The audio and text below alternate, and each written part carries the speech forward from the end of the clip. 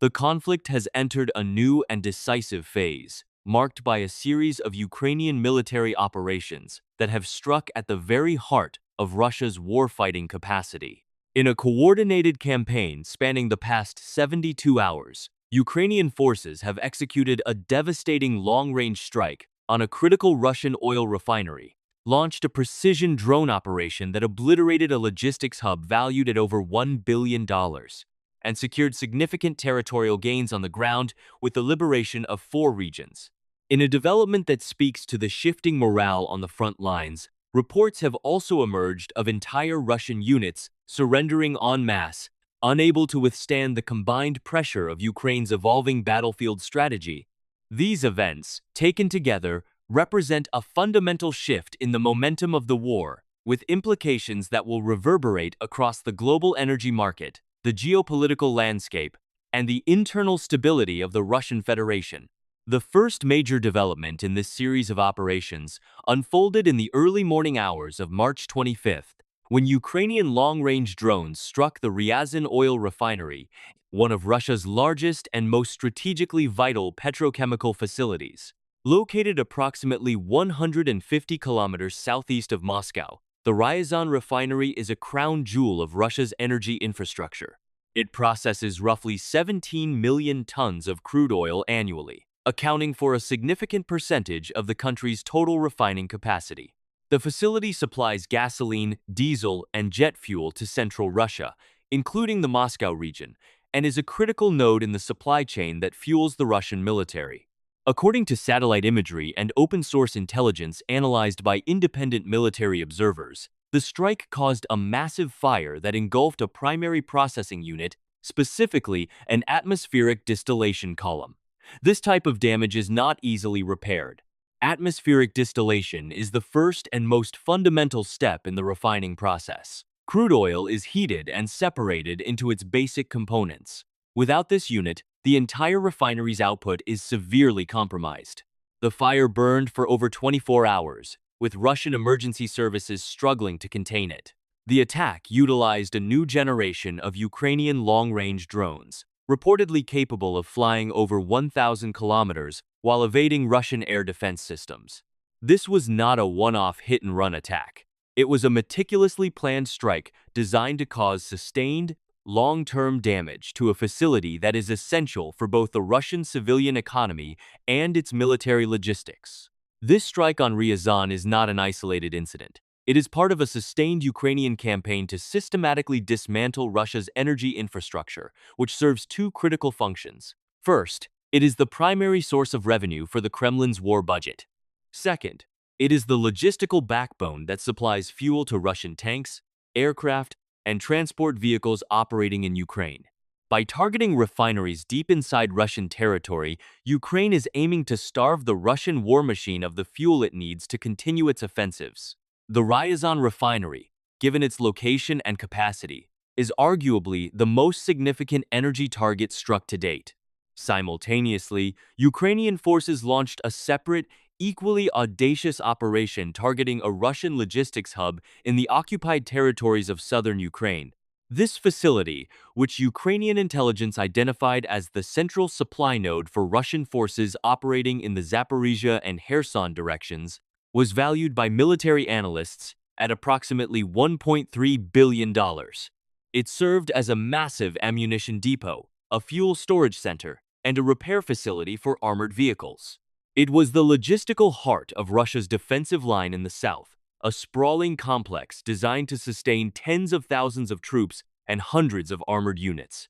The operation to destroy this hub was conducted by Ukraine's security service, the SBU, using a new generation of long-range attack drones.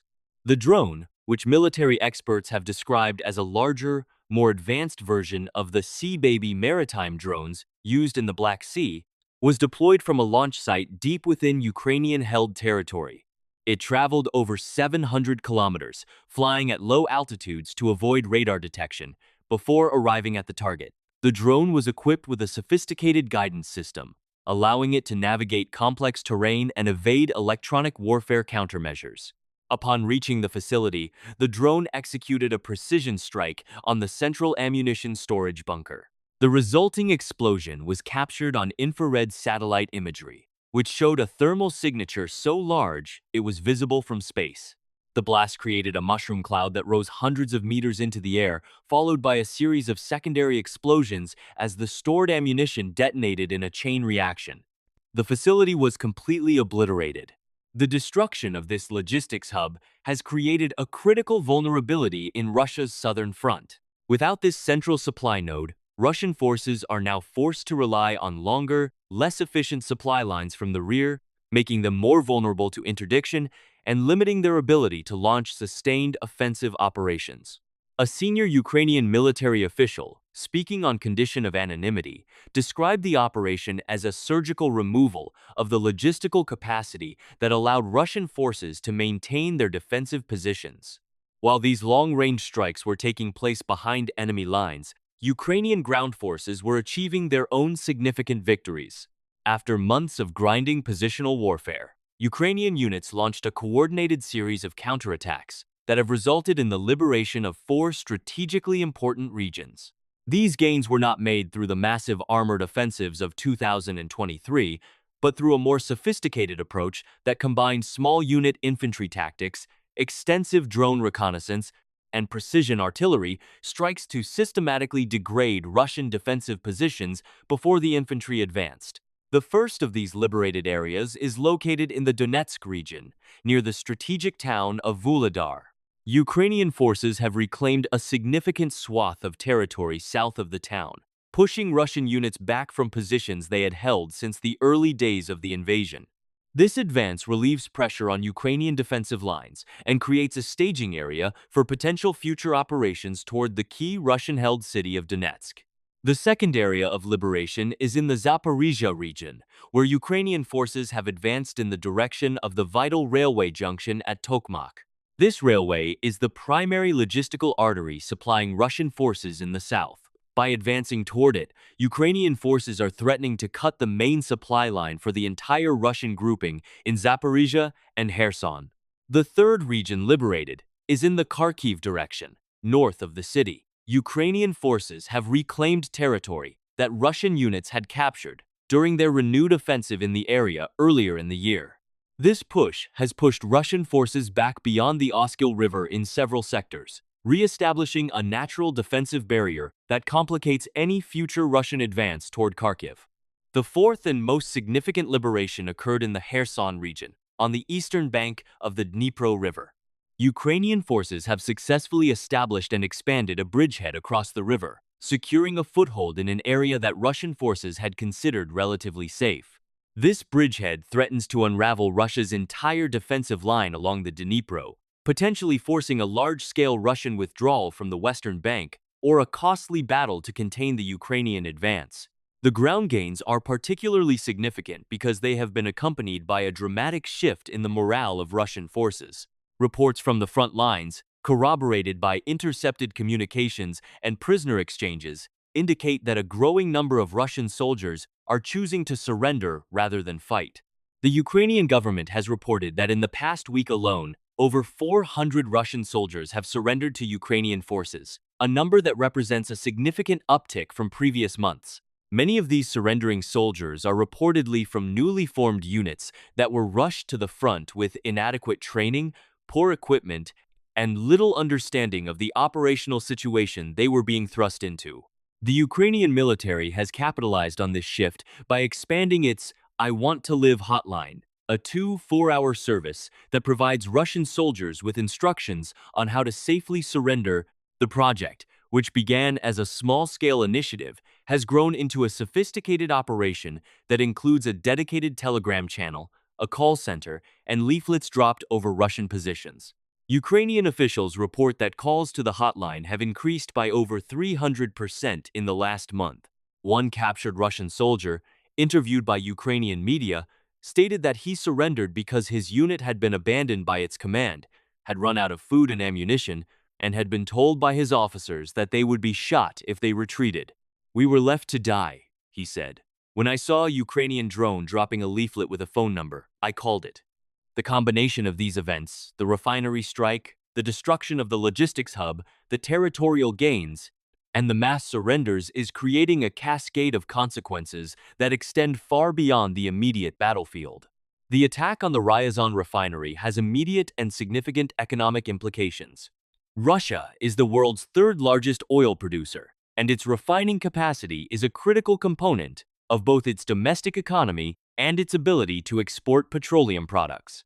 Damage to a facility of this size reduces Russia's ability to produce gasoline and diesel for its own market, potentially leading to fuel shortages and price spikes within Russia.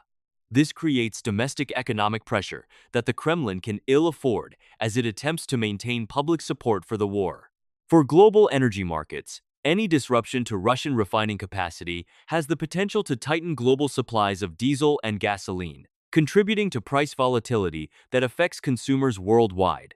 The destruction of the logistics hub represents a military blow that will take months for Russia to recover from, if it can recover at all. A logistics hub of this size is not merely a collection of warehouses. It is a complex, integrated system that requires significant investment and time to replace.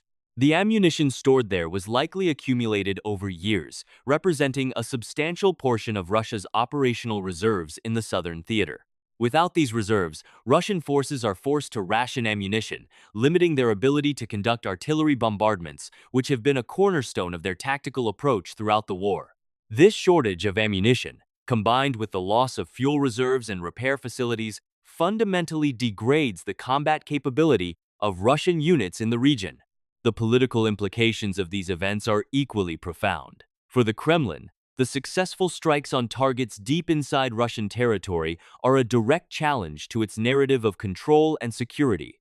The Ryazan refinery is located just 150 kilometers from Moscow. A Ukrainian drone reaching such a target demonstrates that no location in Western Russia is beyond the reach of Ukrainian long-range strike capabilities. This forces the Kremlin to confront a strategic vulnerability that it has long sought to deny: its inability to protect its own critical infrastructure from Ukrainian attack. This has domestic political consequences, as it undermines the narrative that the war is being fought far away and that Russian citizens are safe. Internationally, these events are being watched with intense interest. For Ukraine's Western allies, the success of these long-range strikes reinforces the argument that providing Ukraine with the capabilities to strike deep into Russian territory yields tangible military results. It demonstrates that Ukraine is capable of using these systems effectively and in accordance with the laws of war, targeting legitimate military and economic infrastructure that directly supports Russia's war effort. This may influence ongoing debates in Washington, Brussels, and other Western capitals about whether to provide Ukraine with additional long-range strike capabilities, including cruise missiles and extended-range artillery systems. From an expert-level military analysis perspective, the coordination of these operations reveals a Ukrainian military that has matured significantly over the course of the war. The ability to simultaneously launch a long-range drone strike against a refinery near Moscow, a precision attack on a logistics hub in the south, and coordinated ground offensives across multiple sectors of the front demonstrates a level of operational planning and resource management that was not present in the early stages of the conflict. Ukrainian commanders are now able to sequence operations to create compounding effects, forcing Russian forces to react to multiple simultaneous crises and preventing them from massing reserves to counter any single threat. The mass surrenders of Russian soldiers point to a deeper crisis within the Russian military. While the Kremlin has maintained that morale remains high, the evidence on the ground suggests otherwise. The use of poorly trained, inadequately equipped conscripts in offensive operations has led to catastrophic casualty rates that are undermining unit cohesion. When soldiers believe that their commanders are indifferent to their survival, that they will be punished for retreating, and that surrender offers a higher probability of survival than continuing to fight, the rational choice becomes surrender. This dynamic, if it continues, has the potential to create a cascading effect where units disintegrate as soldiers seek to avoid what they perceive as a hopeless situation. The historical context of this moment is essential to understanding its significance. For much of the war, Ukraine fought with one hand tied behind its back, constrained by both a lack of Western-supplied long-range weapons and explicit restrictions from allies on striking targets inside Russian territory. This allowed Russia to use its own territory as a sanctuary, a safe haven from which to launch missiles, stage troops, and store the logistical supplies necessary to sustain its invasion. The Ryazan refinery strike and the destruction of the logistics hub represent a decisive rejection of that paradigm. Ukraine has demonstrated that it no longer accepts the concept of Russian sanctuary. Any facility that contributes to Russia's ability to wage war, regardless of its location, is now a legitimate target. The strategic logic behind this shift is rooted in a fundamental military principle. To defeat an adversary, one must attack not only the forces in the field, but also the systems that sustain them. Russia's ability to continue its offensive operations in Ukraine depends on three critical pillars: fuel, ammunition, and command and control. The campaign against Russian refineries attacks the fuel pillar. The destruction of ammunition depots like the logistics hub attacks the ammunition pillar. The use of electronic warfare and precision strikes against command nodes attacks the command and control pillar. By systematically degrading all three simultaneously, Ukraine is not merely winning individual battles, it is dismantling the entire structure upon which Russia's war effort rests. The liberation of 4 regions, while not as dramatic in terms of headline-grabbing visuals as the refinery strike, is equally significant in operational terms. These gains were achieved through a methodical approach that prioritized the preservation of Ukrainian manpower while maximizing the destruction of Russian forces. Ukrainian units employed a tactic known as active defense, in which they conducted limited, targeted counterattacks designed to exploit weaknesses in Russian lines, capture key terrain, and then consolidate their positions before the Russians could respond. This approach yielded steady, cumulative gains without exposing Ukrainian forces to the high casualties that characterized the mass offensives of previous years. In the Donetsk direction, the liberation of territory south of Vuhledar has created a dilemma for Russian commanders. This area had been a launching point for Russian attacks toward the Ukrainian stronghold of Vuhledar itself. With the Ukrainian advance, those attacks are now compromised, and Russian forces in the area are facing the prospect of being outflanked. This has forced the Russian command to divert reserves to stabilize the line, reserves that are now not available for offensive operations elsewhere. In the Zaporizhia region, the advance toward Tokmak has brought Ukrainian forces within artillery range of the railway line that supplies the entire Russian southern grouping. The Russian command now faces the difficult choice of either pulling forces from other sectors to protect this vital artery or accepting that the supply line will be systematically interdicted. The bridgehead across the Dnipro in the Kherson region represents perhaps the most strategically significant ground gain. Since the Russian withdrawal from the western bank of the Dnipro in late 2022, the river has served as a natural barrier dividing the front.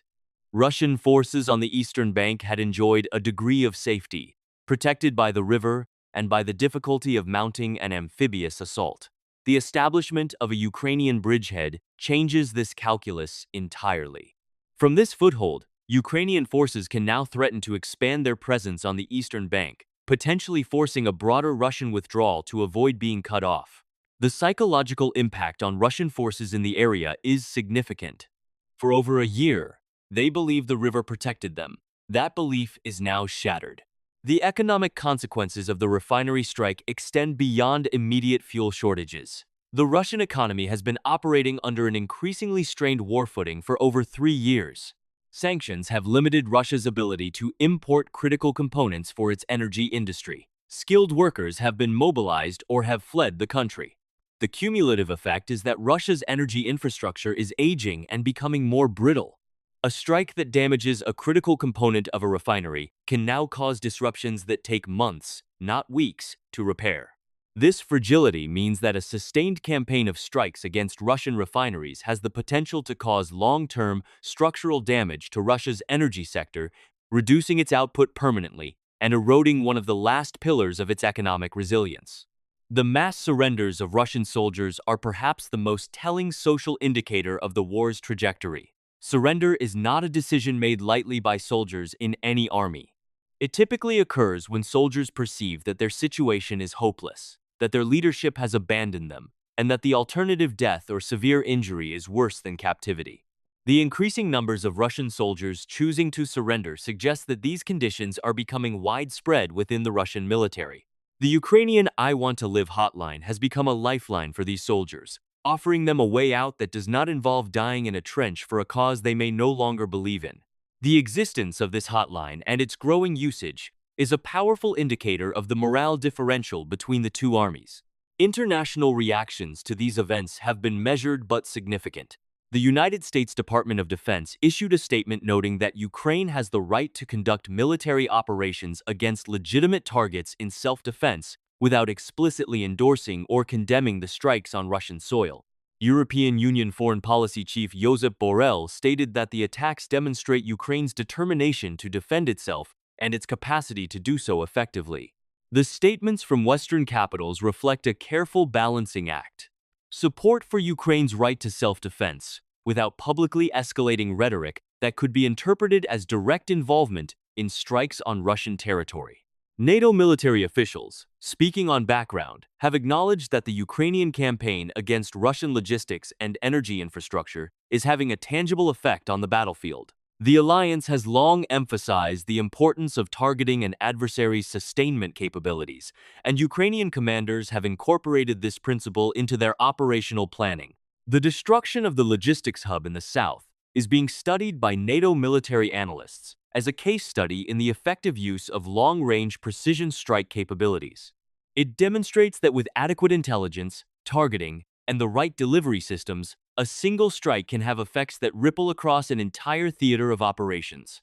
The logistics hub strike, conducted by the SBU, reveals the growing role of Ukraine's intelligence services in conducting deep strikes.